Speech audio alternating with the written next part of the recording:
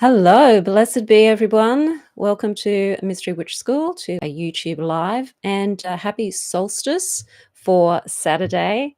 I hope you enjoyed your solstice, depending on, of course, where you were would determine which solstice you were celebrating. Down here it was Yule. Sorry, down here it was Letha, the summer solstice, and up north you would have been celebrating Yule. It feels like Yule here in some ways because we've got Christmas decorations everywhere and there's Yule trees absolutely everywhere around here.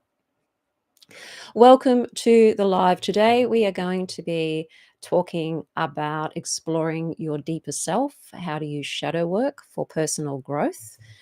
And that's one of the things we talk about on this channel. So if you're new to the channel, we talk about shadow work here. We talk about Wicca and witchcraft, also tarot and magic and spell casting.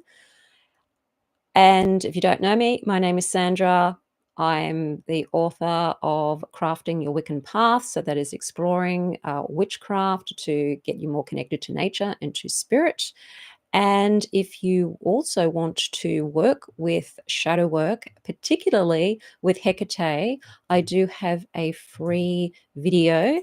It is called Awaken Your Power with Hecate, and it just gives you 4 key steps to transform your magic and empower your life with Hecate's guidance.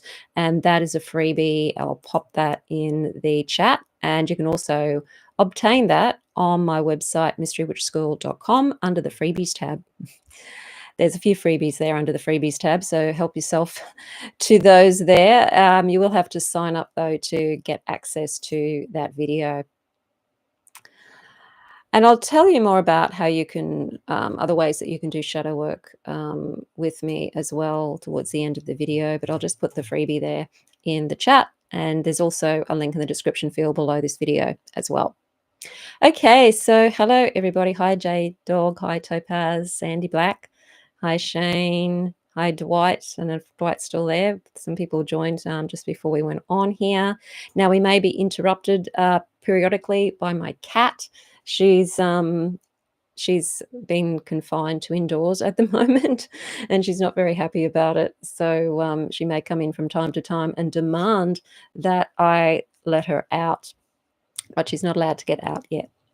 So let's get on to the topic of shadow work right from the get-go.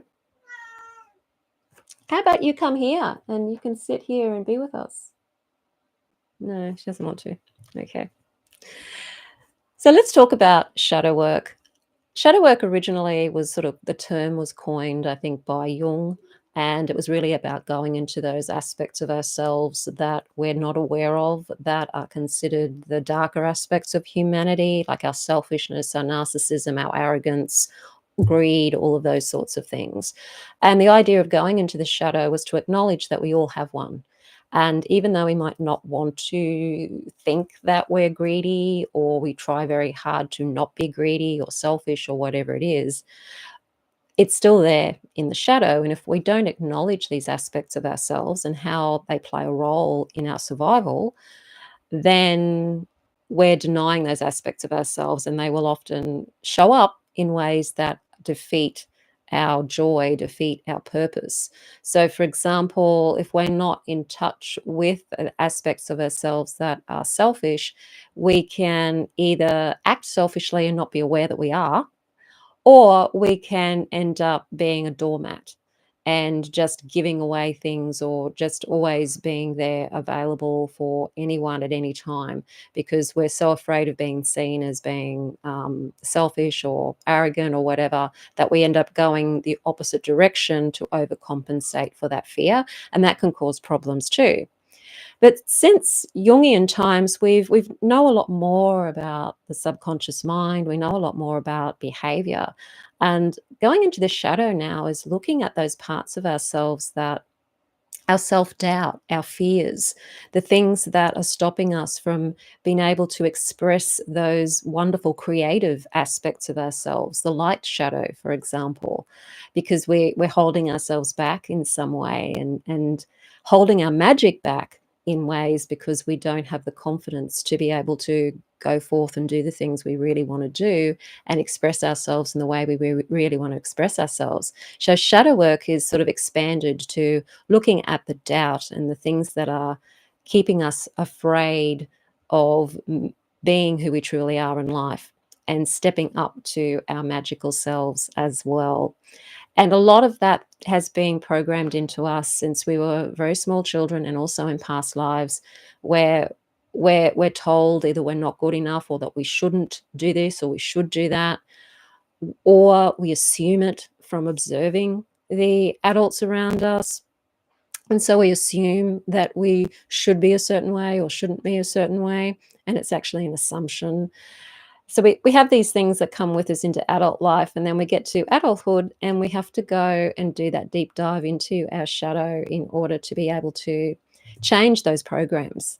Because some of those things may have been helpful for us as children, particularly for our survival mechanisms as children to survive the difficulties of childhood, and for some people, even the traumas of childhood.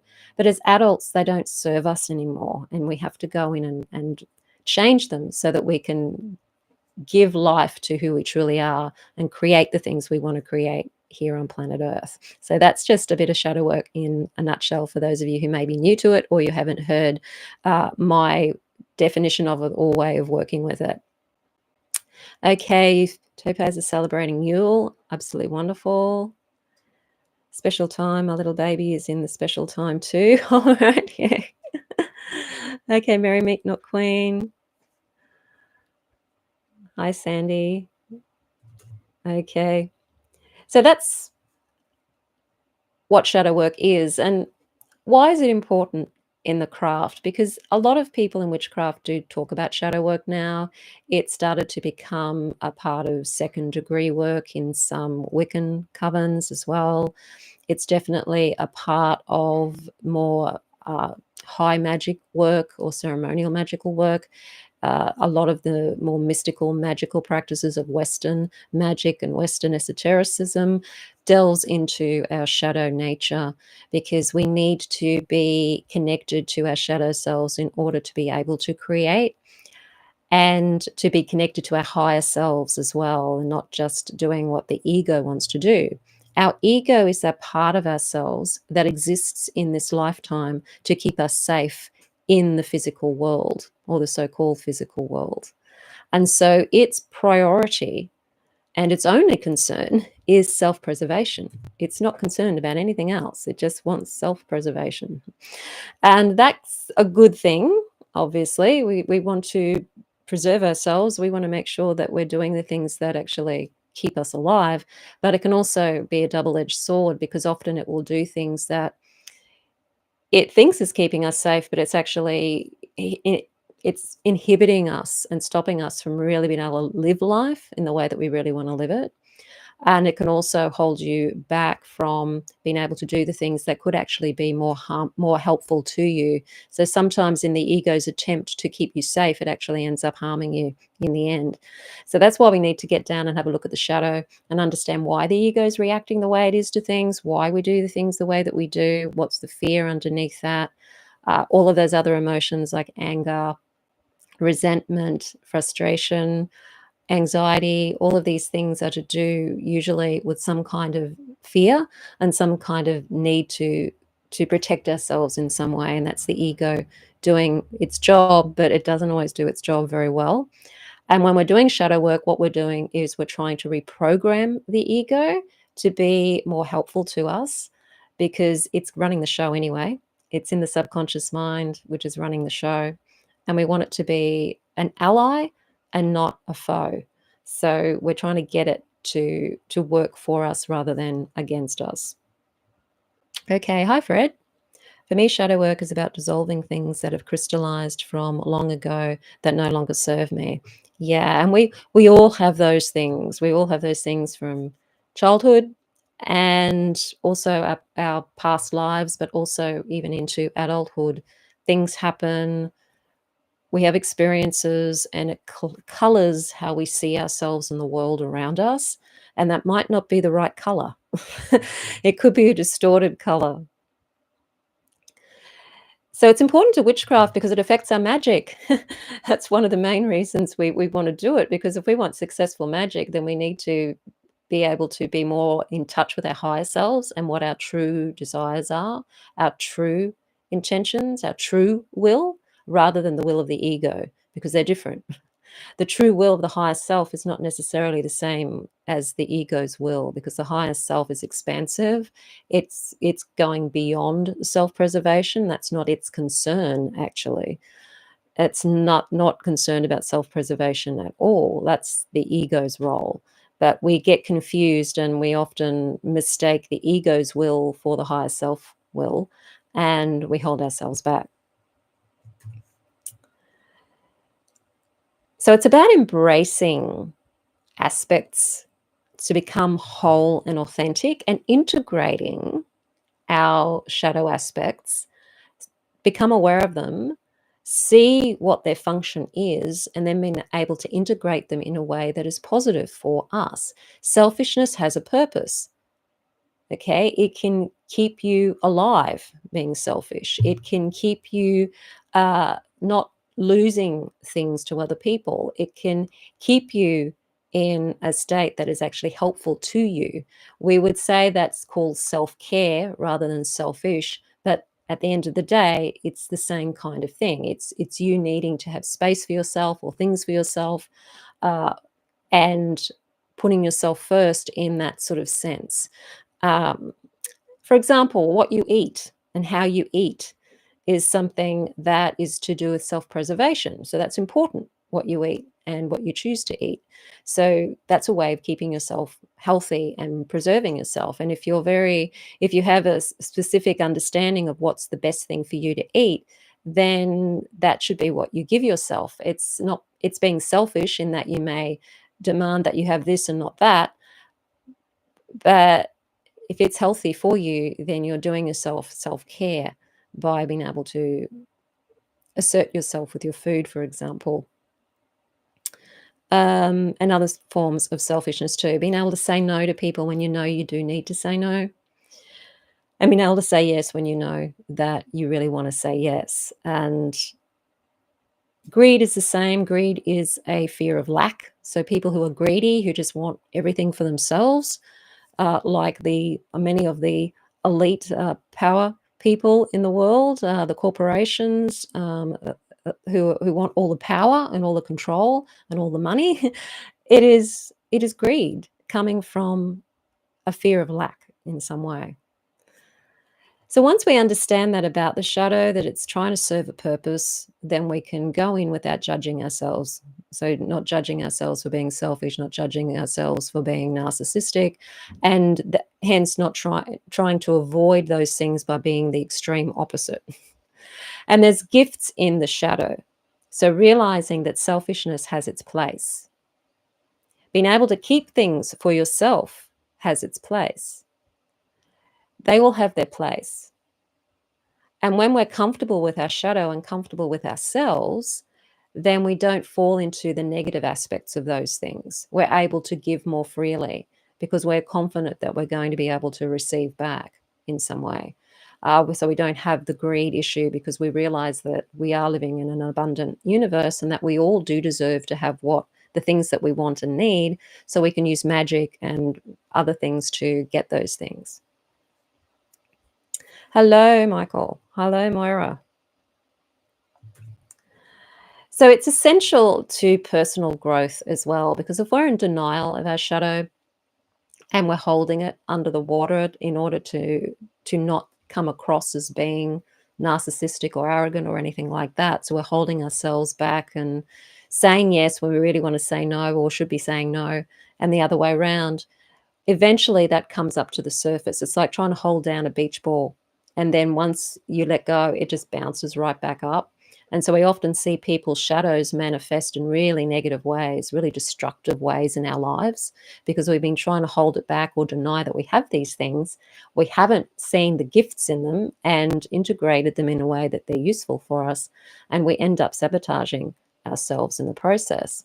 Now, when it comes to magic, it can mean sabotaging our magic, because you might have the perfect spell. And look, most spells out there are perfect spells. You can have everything right. You can have all the ingredients. You can have the right time of the moon. You could even have the right day of the right hour of the right planets. You can have everything in alignment, working with particular deities or particular planetary energies. You can have all of that absolutely perfect and then still not get the result that you want, because in your psyche, there's something stopping you from being able to either take the action you need to take once the magic has started working, or when you're actually doing the magic, you're in conflict about what it is that you want. And there can be a number of ways that you can be in conflict with that. Hi, Shane. I almost finished reading Crafting Your Wiccan Path. I'm looking forward to reading Tapping into Abundance. Awesome.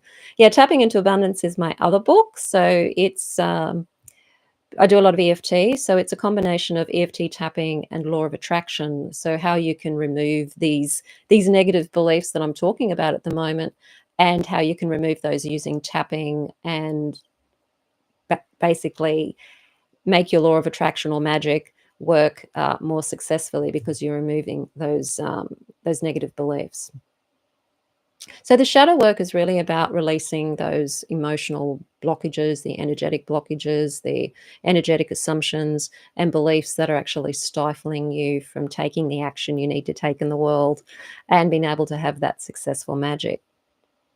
Now, shadow work is a way of you getting in touch with who you truly are, and learning to love yourself, essentially, and love your life, because it's really important to be able to create the life that you want to create, and to have enough self-respect that you can say no when you want to say no. You can be who you truly are. It's really about respecting oneself.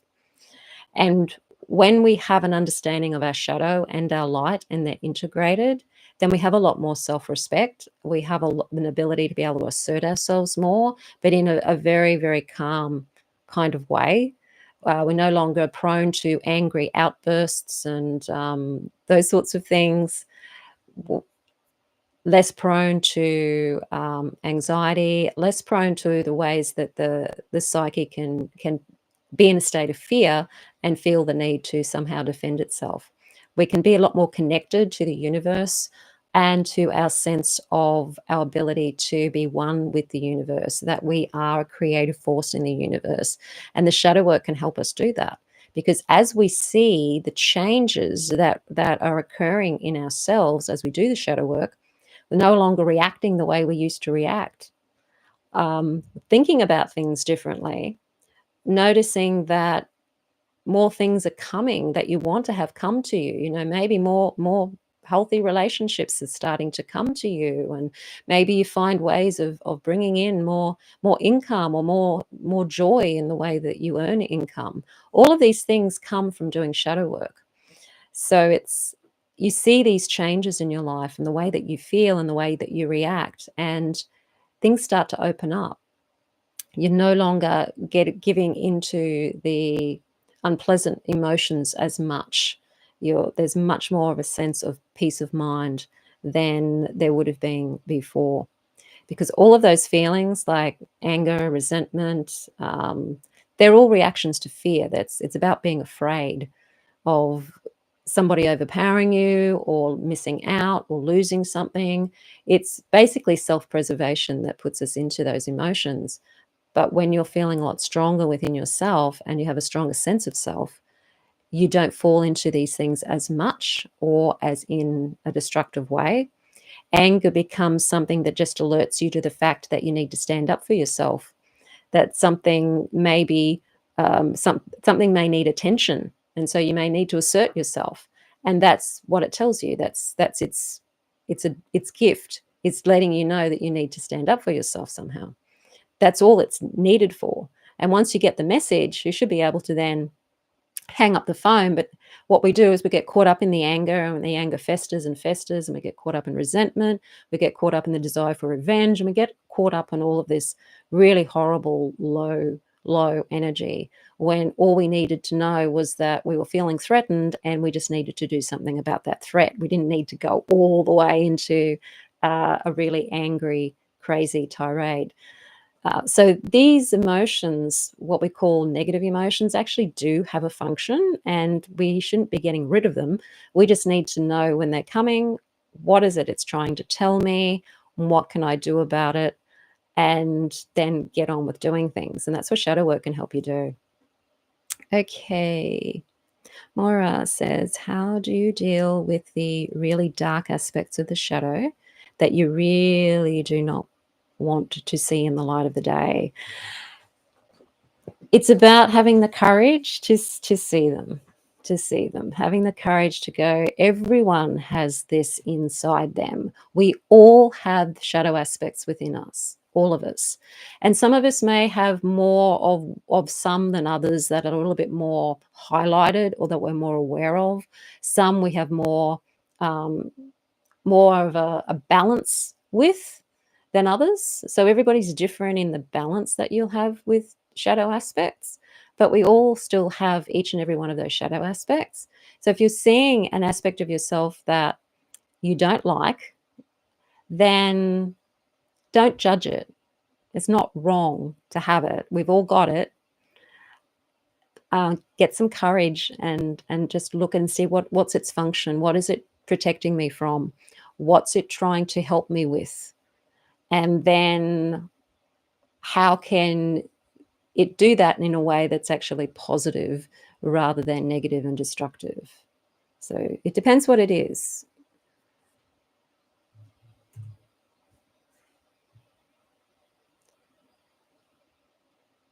And shadow work can also help us deepen our connection to spirit as well. And we can also see the more interconnectedness with each other as well when we're experiencing shadow work, because we know that everybody has this within them.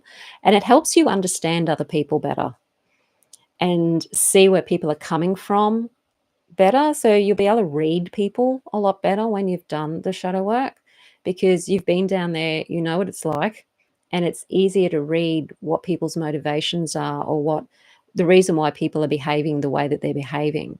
And it gives you a little bit more of an understanding of where they're coming from, which can also help you deal with those people too in a way that might be more productive than maybe ways that you might have dealt with them in the past. So some of the ways that you can do the shadow work is to know right from the get-go not to judge yourself. No matter what you see when you're doing shadow work, don't judge it, because you're not the only person who's experiencing this shadow. Look for the gift in it, as in what is it trying to protect me from, or what is it trying to get me? So it might be trying to get you things too. Like greed, for example, is trying to protect you from lack, right? And it's trying to acquire things in order to protect you from lack so that you can survive in the world. So if greed is a problem, what's it protecting you from? Where's the lack coming from? And that's probably lack you may have experienced in your childhood.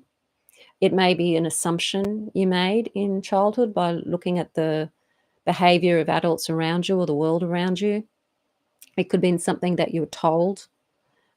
Religion enters into the picture a lot with our shadow selves, and a lot of the things that hold us back from truly stepping into our power are religious beliefs about how we don't deserve or we're not good enough, we have to prove it, all of those things. So they can all be down there in the shadow as well. So if greed is an issue for anybody, what is the greed protecting you from? Where's the lack coming from? What if you're afraid of losing and you're dealing then with beliefs in the lack of? So that's the opposite of abundance. It's the opposite of having everything you need in the world. It's the opposite of seeing the universe as an abundant place. Greed. So greed can often be one of the reasons why, or lack, that fear of lack, can often be the reason why money magic doesn't work very well. But greed can manifest in other ways too. It can manifest in relationships as well, as in wanting more than one partner at a time or that kind of thing. So greed can still manifest, but it's always coming from some kind of a lack that needs to be fulfilled. Oh boy, is that true? Religion. Yes, religion is really very, very guilty. and it puts us in a state of lack. A lot of religions preach that it's wrong to want to be safe and secure in the world, whatever that means. So safe and secure for us in pretty much most of the world these days is to have a certain amount of money and a certain amount of material resources in order to have choices, in order to feel safe and to feel secure. Yet we're made to feel guilty about the desire to have that with a lot of religion. And that can make it very difficult for people to have successful money magic. And a lot of pagans fall into that category because somehow this pauper mentality, this lack mentality, and that somehow there's something good about lacking has filtered into paganism and become a belief in a lot of pagan circles, including Wiccan circles. I have literally had people tell me in comments that it's wrong for Wiccans to want to do magic for themselves or to want to do money magic, particularly for themselves. That as a Wiccan, you should not be doing money magic for yourself. I mean, so that's an example of religion gone wrong. It's so anti-spirit. I mean, spirit, the world is about abundance. It's about us creating in the world. We're not taking from other people by having what we have, because we all have the ability to create it. We just don't know it. And when you understand energy and that energy is abundant, then you can start to understand that if you're doing magic for yourself to have certain things that you want to have, to do the things you want to do, to have the choices you want to have, you're not taking from anybody. And there's nothing wrong with manifesting that. So this is where shadow work can really help you understand the true nature of your spiritual being, and that a lot of it that we're told by religion is actually a load of rubbish. It's actually holding us back from our greatness, holding us back from being who we truly are. And why is that? Why do a lot of religions not want us to stand in our power, not want us to connect to our higher selves and truly be who we are? Why is that? Is it another control mechanism to keep us all in our place? Okay. Hi, Krishna. I find accepting and working with my shadow is something I've gotten quite good at, but dealing with other people's shadows when interacting with them is a huge challenge. Yes, it can be a challenge, certainly. I'm not saying it's not a challenge to deal with other people's shadows. Absolutely. But the more that you understand yourself, the easier it will be for you to understand where they're coming from. And so it will affect you less. You won't get dragged into their narrative or their story or their drama. I think a lot of the thing is staying away from the drama of other people's lives, other people's dramas, and not getting caught up in the drama, because you can't help a person when you get caught up in their drama because you've jumped down the well with them. And so you're both stuck in the drama, and then there's no way of getting out of it when you're both stuck there. So you need to be outside of it in order to be able to have any positive effect whatsoever. Okay. The belief that you must suffer in life. Yeah, that's a belief, definitely a religious belief there. Religion does not teach, it instructs. Yes, that's true. It tells you what you can and can't do, what you should and shouldn't do. Greetings, King Shabib Music. Yes, it does do that. And we've got it in paganism too, unfortunately. So you will see it from time to time. And it can be confusing for people too. But I don't know how it got in there. It might be the influence of some of the Eastern religions as well, because they tend to promote anti-materialism too. Thank you, Not Queen. Very, very helpful. Thank you for that super chat. Yes, so just to let you know, there's super chat and super thanks available. And I also have a PayPal me in the description field below the video if you're wanting to donate to the channel at all to keep it up and running. So let's talk about how you can do shadow work. What's the practical things, techniques that you can do to help you get to know your shadow? Journaling, of course, is an old favorite, and it is very useful, particularly if you like writing. And the whole idea of journaling is just to basically get all of your thoughts and feelings out on paper so that you've expressed them and you can then go and look at them. It is important to understand how you feel and to understand how you think. It's not going to create negativity when you go down to explore what's going on in your shadow. It's just a revealing of what's down there. And that's important information for you to work with, so you can work with that information. So journaling can just simply be writing down what you're thinking and what you're feeling to get it out there so that you can look at it and see it. Okay, religion is division, but they are all spreading one message. Yeah, they're very divisive religions, and yet they're all wanting the same thing.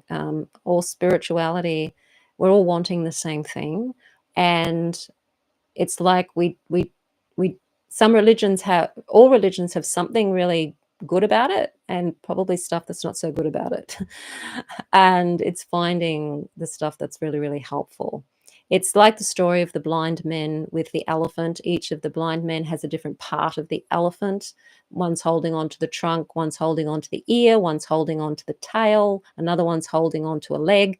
And they're all saying, "This is the elephant." So the one holding on to the trunk thinks the trunk is the elephant. The one holding on to the ear thinks the ear is the whole elephant. What they don't know is that the elephant is much bigger and more expansive. And so they're believing that their way is the right way without seeing that there's just one elephant and there's a whole lot of people hanging off it, thinking that the bits they're hanging off are the way. So that's a beautiful metaphor, I think, for religion. Reading between the lines helps us navigate in life. Yes, absolutely. There's no silly questions. No, there's no silly questions in the comments last week. Oh, okay. I hope you had a good winter solstice. So, yeah, I had a summer solstice actually because I'm down in Australia. So it's nice and hot here. Went swimming.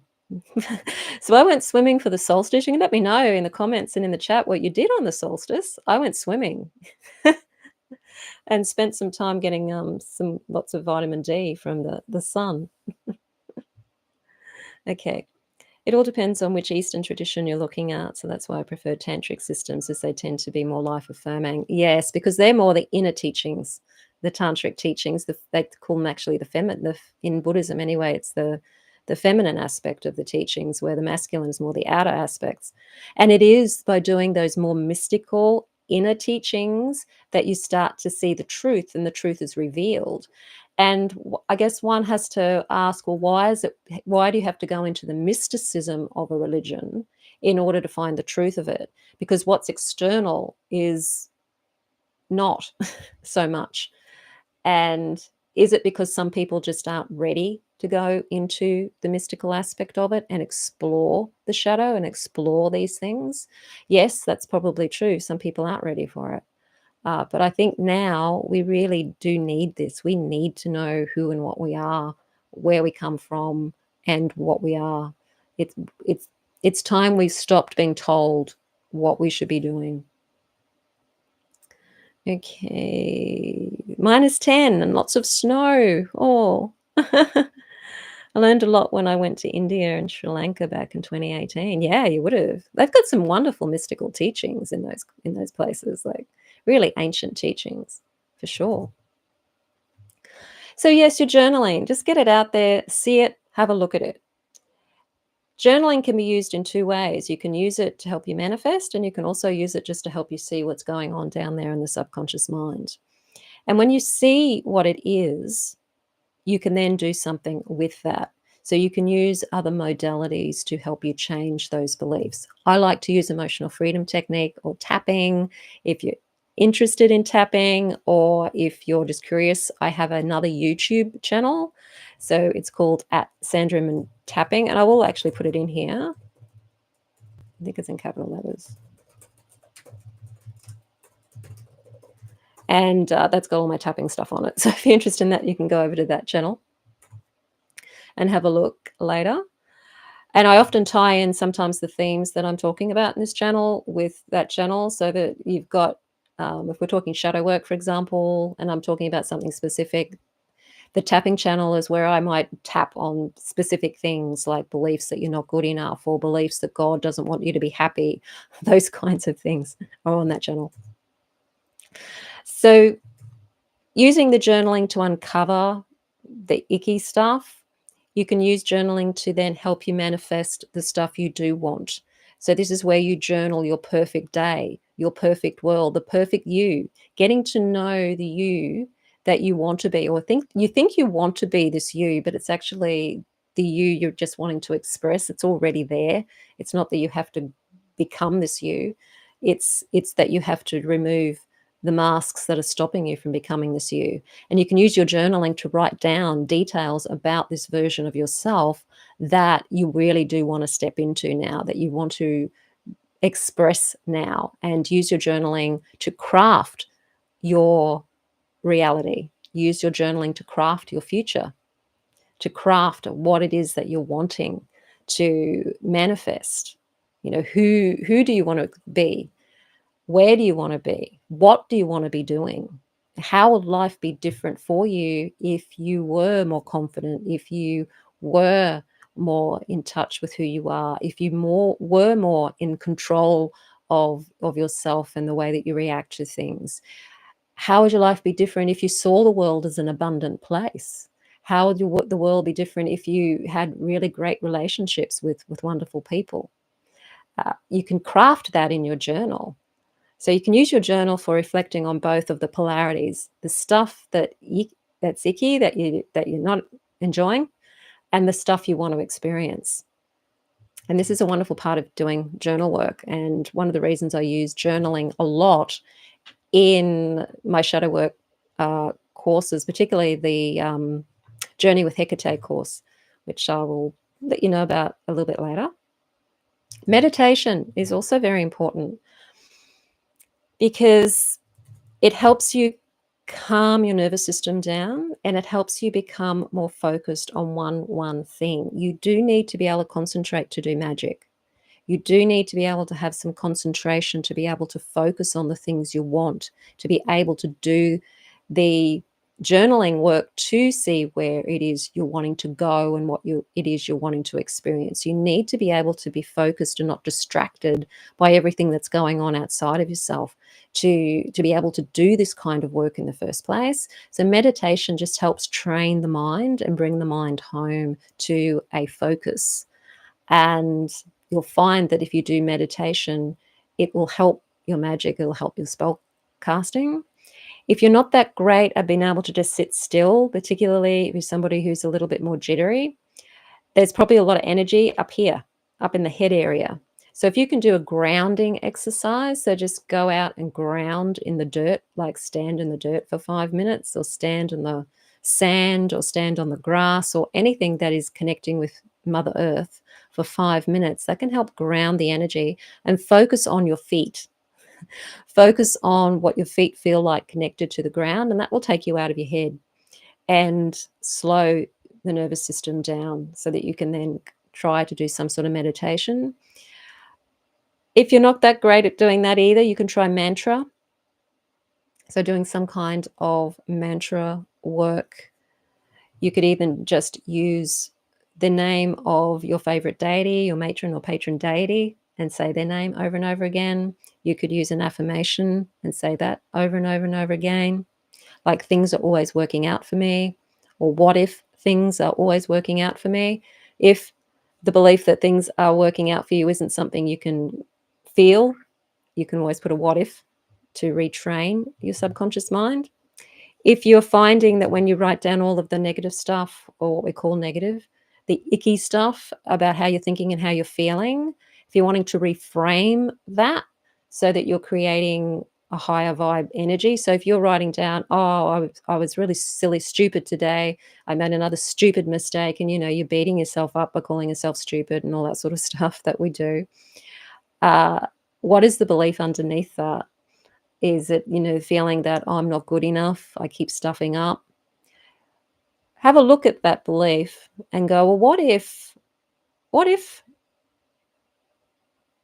I am good enough?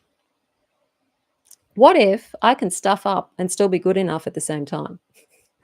Put a what if in front of your reframe, and that will help your subconscious mind get more open about accepting that new belief, because you can be good enough and still stuff up. The two can go together. So what if you can stuff up and be good enough at the same time? And other times, I mean, we're not good at everything either. And sometimes we have to allow ourselves not to be good enough at some things. So some activities we may not be good at. So it's okay to say, what if I cannot be good at that particular thing and still be a valuable person or a valued person? Or it's looking at how you're talking to yourself and then reframing it. So if you fail at doing something, and then that's making you say you're not good enough as a person because you failed something. Maybe you failed an exam, right? That doesn't mean you're a failure as a human being. It doesn't mean you're a failure. It means you failed the exam. That's all it means. Okay. So what if you fail the exam and you're still an intelligent human being? These are the ways you need to learn to talk to yourself now. So what if I can do that and still be an intelligent person? Okay. It makes such a difference, because you may find then that you start to find creative ways of being able to fix issues. So, for example, if you fail the exam, maybe you didn't study for it. Maybe something happened. You never, whatever it was. If you're going to take that exam again, or you're going to take an exam in the future, you may actually find that you'll find ways to be able to make it easier for you next time, because you're not calling yourself a failure. You just simply failed that time. So it's talking to yourself differently. Thank you, Fred. Thank you for the super chat. Awesome. So your meditation will just get you more focused. It helps calm the nervous system down. It helps ground you. And that is important for magic anyway. And during meditation, when you are feeling very grounded, sometimes ideas can come to you. Sometimes inspiration can come to you, and sometimes you're more likely to listen to any guidance that might be coming from your higher self, or coming from your guides, or coming from a deity that you might happen to be working with. Now, ritual is great for doing shadow work as well. I have found that doing ritual with Hecate to be incredibly helpful, because when you call Hecate in to help you with something, then you usually get some kind of result straight away. And it doesn't have to be Hecate. You could work with another deity on this. I've worked with Tara in the past, so green Tara, white Tara in the past. You could work with Cernunnos, another shadow work deity, if you want to work with a god. Whoever you're working with, I just like to work with Hecate. With this at the moment, you're going to get some kind of result. You're either going to get information that you can work with, or you're going to get some kind of a solution to the situation, because you're calling in help from that deity and from your higher self. And the ritual is a way of bringing you into focus. So you're focusing on one thing. It's bringing a sense of sacredness to the shadow work. So it's not just this drudgery of, psychology. You're actually making this a sacred practice. So you're spending time with yourself. You're making it a sacred practice. You're making it special in some way. And you can perform spell work. So you could have a clarity spell. You could do a release spell, and open the road spell, or just simply do a spell to help you see what it is that you need to work with next, or to give you some kind of inspiration as what you can do about the situation. And you'll find from doing spells like that, that ideas will come to you, opportunities may come to you, and to follow up on those opportunities. When I work with Hecate and I'm feeling something and I'm not quite sure what it is, and I know that it's a shadow work thing, and I work with her, I will ask her to help me. And then I will go into a meditation, or I'll start doing some tapping, or I'll start writing in journal, and then it will come. The problem will come. And then the solution will follow that. And the problem is usually to do with thinking and thoughts and beliefs that just need to be worked with. So reframing is great. Tapping is great with reframing to help you reprogram those thoughts and the beliefs that are actually most likely your problem in the first place. Okay. Started checking self-depreciating sense of humor because that's also a form of lowering the value. Yep, that is true too. Yes. We often do that with using humor. I moved my Buddhist altar into the side room in my apartment, so my MAGA moron neighbors don't see it when I open the door. On the bright side, that meets reminds me of the tree. Some seeds find a place to grow, and some will be waiting for the right conditions. Yes, definitely. Okay. Can't control who else my landlord rents units to. No, you can't. You can't control it. And an interesting thing about neighbors or anybody really that you come into contact with that you do find get under your skin or that you find you're reacting to, a shadow work advantage of having these people around you, whoever they may be, often they're family members, is to actually look at the things that you're finding, three things that you find disturbing about them. How are you being disturbed by them? And then look to see whether you have those three things within yourself. It might present in a different way, but do you have these aspects within yourself that maybe you're not accepting, you're not acknowledging, or you don't want to accept or acknowledge, or you're expressing in another way? Because whenever we're, and this goes for all of us, whenever there's outside people that we're reacting to, it's usually because we're not in tune with that aspect of ourselves and how that aspect of ourselves may manifest without us knowing. And it could manifest in a different way. So if you're dealing with fanatics, for example, when have you been a bit of a fanatic in the past? And is it possible that you could be a bit of fanatic in some way in your life in the future? So it's just asking you to look at that aspect of yourself maybe. Or if you feel that people are trying to push an agenda down your throat, like, a lot of people who are really, really fundamentalist about things and very activistic about things, like extremism, for example. Where are you extreme in yourself? And how has that manifested in your past? And is it possible it could manifest somehow in the future? It might be in a totally different way. It might have something to do with a totally different subject, even. But they're there mirroring aspects of yourself. And so they're opportunities to learn about yourself and see those aspects of yourself. And that can be their value and what they're there to teach you. Now, the interesting thing is when you do this kind of work and you discover this aspect of yourself and you go, oh, yeah, I can be a bit of a fanatic about this thing or that thing, or I have been in the past. And yeah, if you get me talking about this subject, yeah, I probably am a little bit, um, I could be a little bit activistic in that way because I really, believe in it and it's really part of my ideology or whatever. And when you see that, and you can go, hang on, yeah, I'm kind of being like them. It's just in a totally different subject or another way. Those people actually start to disappear from your life. You don't find you're in contact with those people so much because you're no longer needing them to mirror those aspects of yourself anymore. Because if you can accept those aspects within yourself, the people out there won't be as daunting as they were before. And look, we all have those people or times when we have to come across, particularly on social media. We see everything on social media. We see the things we like, we see the things we dislike, we see the people that we really, really don't like. We see the tyrants. We see all of these people on social media and we react to them. But we have to look at that within ourselves and go, okay, when have I been a tyrant in my own life? Even if it's just to yourself, maybe you're a tyrant to yourself.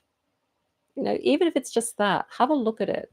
Look under the hood. It's not about judging yourself. It's just using these annoying people as an opportunity to grow and learn about yourself.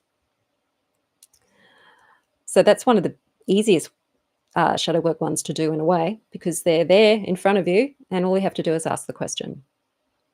Now, working with deities is great. As I've said, working with Hecate, she's absolutely wonderful. That's why we've done a course with Hecate, a journey with Hecate. So that is my shadow work course with Hecate. It's actually an identity shifting course with Hecate, where you do ritual with her. There's guided meditations. There is also a lot of journaling work and self-reflection to ask Hecate to help you step into who you truly want to be. And that means letting go of those things you don't like about yourself, or you don't want about yourself, or they're just not useful to you anymore, and letting them go and transforming how you feel from that into that version of you that you're wanting to express, that you're wanting to step into, and doing that experientially through meditation, working with Hecate for clarity, and also giving things up to a deity. So when I work with Hecate, there's rituals where you're giving things up. So you're giving aspects of yourself up to her. So if there's self-doubt or beliefs like I'm not good enough or I'm not deserving of something, you can actually feel into what that feels like and actually give that up to her. Or you could create an image of what that would look like if you were wanting to do a symbol of that feeling and give it up to her. And that is really, really powerful way of letting go of what you don't want and then starting to feel into what it is that you do want to experience and who you do want to be to change your life and also help your magic. And that's one of the ways that I like to work with Hecate particularly. Now, when we go into the shadow, we are going to see aspects of ourselves that we don't like. And it's important to understand that there's dark and light in everything. It's a polarity, and we're a polarity as well. And you're only going down there and looking at it to shine a light on it so that you can see it and work with it and turn it into something that's actually positive and good for you in some way.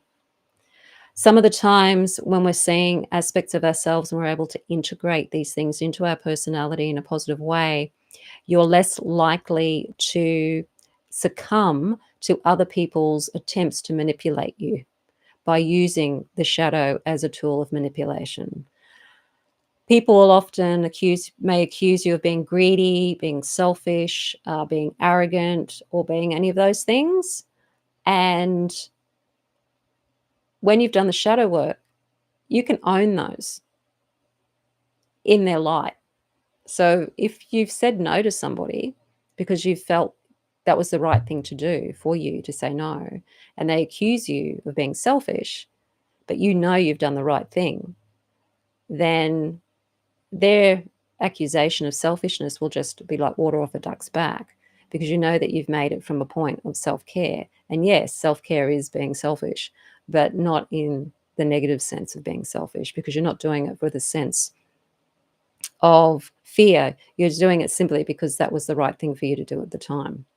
So you've got that self-respect to be able to go, okay, well, you can call me selfish, you can call me arrogant, you can call me narcissistic, you can call me whatever you like. That's okay.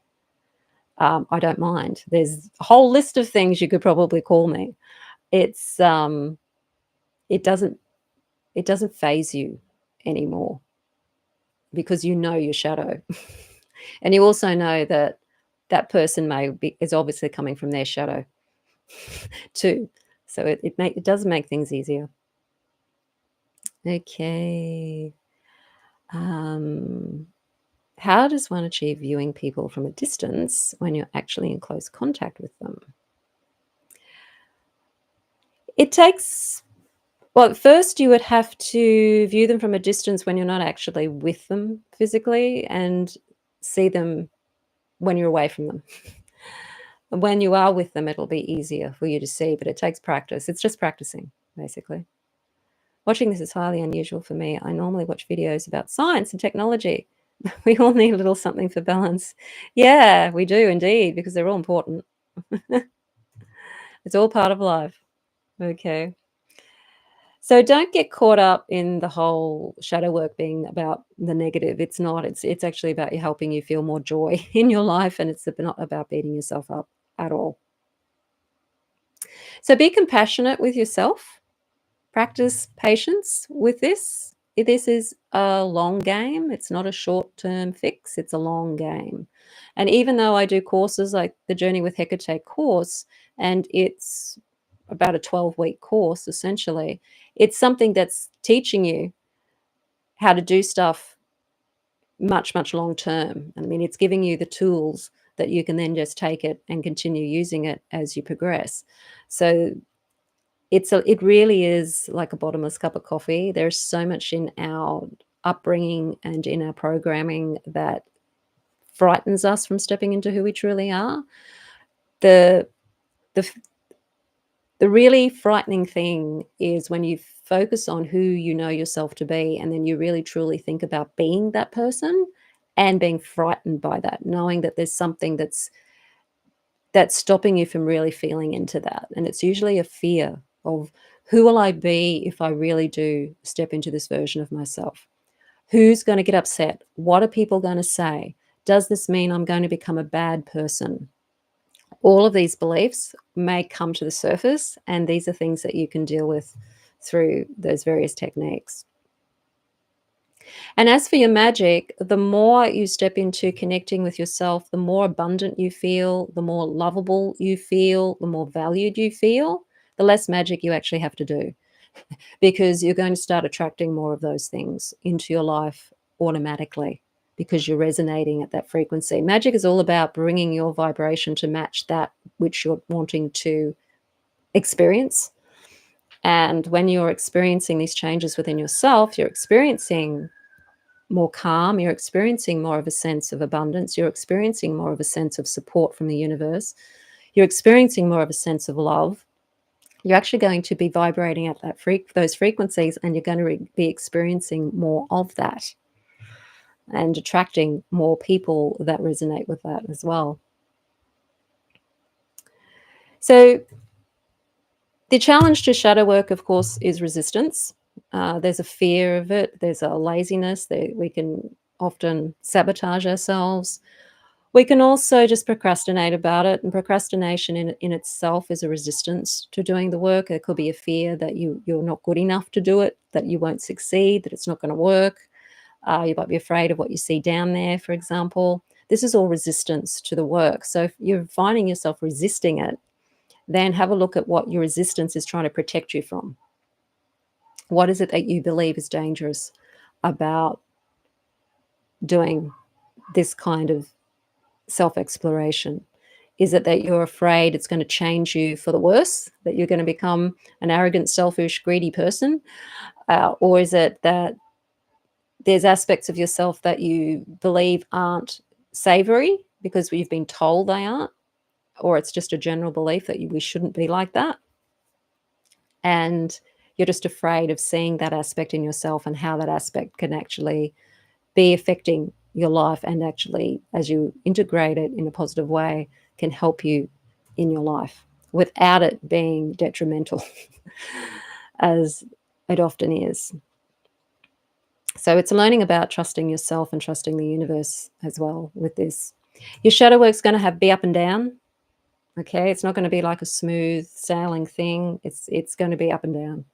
You're going to have great moments of yeah, and other moments of ugh. And it does go a bit like that. So it is a bit of a wave like action shadow work. You can be up, you can be down, you can be in the middle, you can hit plateaus, you can have spikes, and all of that you will experience. So if you do find that shadow work isn't always bringing you joy, that's just part of the process of dealing with whatever icky experience you're dealing with emotionally. You can use that for shadow work and use the reframes. Look at what it is that you're thinking, feeling, and believing that's causing that ickiness, and use that, reframe it, use tapping, whatever, to bring you out of that and change it, because everything in shadow work can be used to improve your shadow work. Occult science is science too. Yes, indeed. Okay, so if you do want to do shadow work with me, you have two options. I have the Wheels of Empowerment course, which is doing shadow work, which is more to do with beliefs at each chakra level. So we do work with chakras in Wheels of Empowerment, and you're going in from the root chakra up, and you're dealing with the beliefs that are keeping you stuck at each of the chakras.